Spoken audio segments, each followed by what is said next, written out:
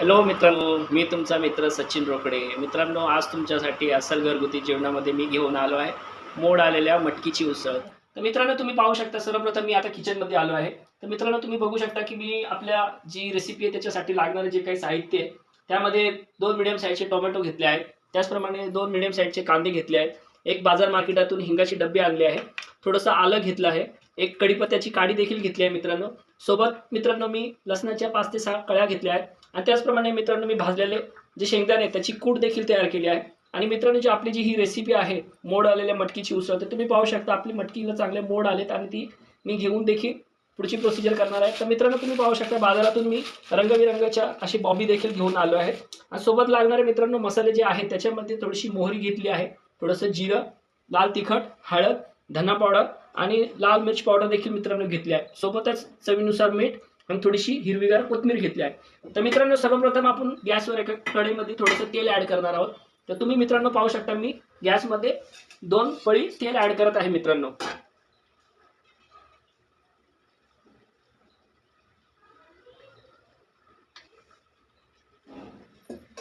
तर मित्रांनो, तुम्ही पाहू शकता मी गॅसमध्ये 2 पळी तेल ॲड केलं आहे. आणि सर्वप्रथम मी आता गॅस हा ऑन करत आहे. तर मित्रांनो, आपण याच्यामध्ये थोडीशी मोहरी चिमूटभर अशी टाकणार आहोत मित्रांनो. तुम्ही पाहू शकता. तर आपली मोहरी ही हळूहळू गरम होत आहे मित्रांनो. आपली मोहरी चांगली व्यवस्थित गरम झाल्यानंतर आपण थोडंसं त्याच्यामध्ये चिमूटभर जिरं देखील मित्रांनो ॲड करणार आहे. तर तुम्ही पाहू शकता मित्रांनो, मी थोडंसं जिरं देखील ॲड करत आहे.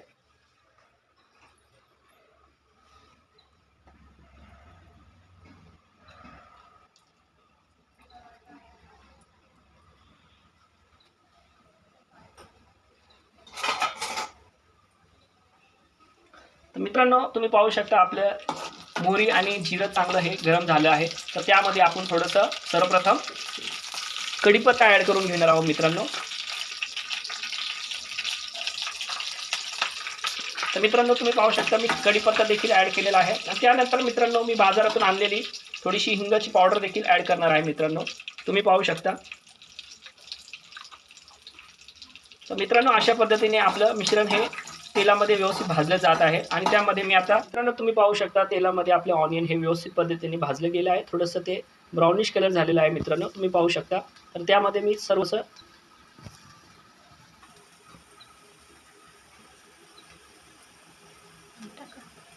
तर मित्रांनो, तुम्ही पाहू शकता मी आता मीठ देखील ॲड करत आहे चवीनुसार. ॲड केल्यानंतर मी ते एकजीव करून घेणार आहे आपल्या मिश्रणामध्ये. आणि मित्रांनो, तुम्ही पाहू शकता गॅस हा मी बारीक फ्लेमवर ठेवलेला आहे. तर त्यामध्ये आता मित्रांनो, मी चॉप केलेले टोमॅटो देखील ॲड करणार आहे मित्रांनो. तुम्ही पाहू शकता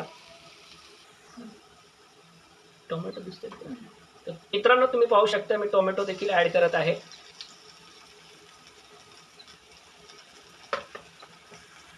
तर मित्रांनो, मी चॉप केलेलं टोमॅटो ॲड केल्यानंतर ते मी मिश्रण एकजीव करून घेत आहे. तुम्ही पाहू शकता मित्रांनो. तर मित्रांनो, तुम्ही पाहू शकता मी आपल्या रेसिपीसाठी लागणारे 2 ग्लास पाणी देखील मी गरम करून घेतले आहे. मित्र, आपल्या पाण्याला चांगली उकळ आली आहे. आणि मित्रांनो, मी आता गॅस बंद करत आहे. तुम्ही पाहू शकता मित्रांनो, आपली कांदा टोमॅटोची प्युरी ही व्यवस्थितपणे तेलामध्ये भाजून झाली आहे. तर मित्रांनो, त्यामध्ये आपण सर्वप्रथम जे मसाले आहेत त्यामध्ये आपण सर्वप्रथम हळद ही ॲड करणार आहे मित्रांनो. तुम्ही पाहू शकता मित्रांनो, मी थोडीशी हळद देखील ॲड करत आहे.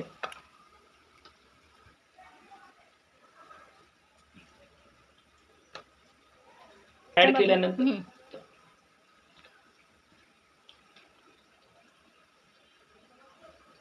तर मित्रांनो, तुम्ही पाहू शकता हळद ॲड केल्यानंतर मी थोडीशी धना पावडर देखील ॲड करत आहे मिश्रणामध्ये.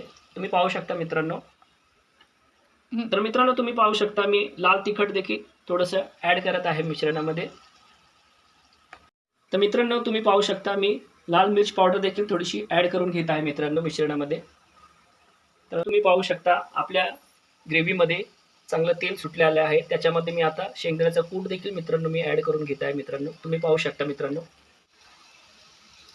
तर मित्रांनो, तुम्ही पाहू शकता आपलं मिश्रण हे एकजीव झाल्यानंतर त्याच्यामध्ये सर्वप्रथम मी मोड आलेले मटकी देखील मित्रांनो मी ॲड करून घेत आहे मित्रांनो. तुम्ही पाहू शकता मित्रांनो. मित्रांनो, तुम्ही पाहू शकता मी मिश्रण हे सगळं एकजीव करून घेत आहे. तुम्ही पाहू शकता मोड आलेली मटकी ही मिश्रणात ॲड केल्यानंतर तुम्ही पाहू शकता ती किती सुरेख आणि व्यवस्थित दिसत आहे मित्रांनो. मित्रांनो तुम्ही पाहू शकता मी 2 ग्लास गरम केलेलं पाणी हे आपल्या मोड आलेल्या मिसळच्या भाजीमध्ये ॲड करत आहे. मित्रांनो तुम्ही पाहू शकता.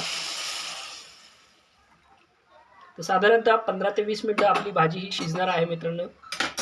तुम्ही पाहू शकता आपल्या रेसिपी भाजीवर मी आता झाकण देखील ठेवत आहे मित्रांनो. जेम ते 15 ते 20 मिनिटं झाले का आपण भाजी चेक करून पाहणार आहे मित्रांनो.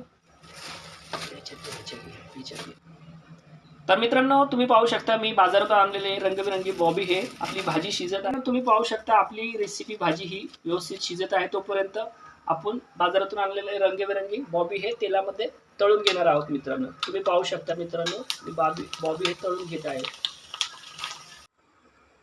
तर मित्रांनो तुम्ही पाहू शकता आपले तेलामध्ये बॉबी हे तळून झालेली आहे आणि साधारणतः 15 ते 20 मिनिटं देखील झालेले आहेत मित्रांनो. तर आपण झाकण काढून घेऊ आणि पाहूया मित्रांनो आपली भाजी ही पूर्णपणे शिजली आहे. मित्रांनो तुम्ही पाहू शकता आपल्या भाजीला खूप चांगली तरी देखील आली आहे. तर मित्रांनो त्यावर मी सर्वप्रथम चॉप केलेली कोथिंबीर देखील ॲड करत आहे मित्रांनो.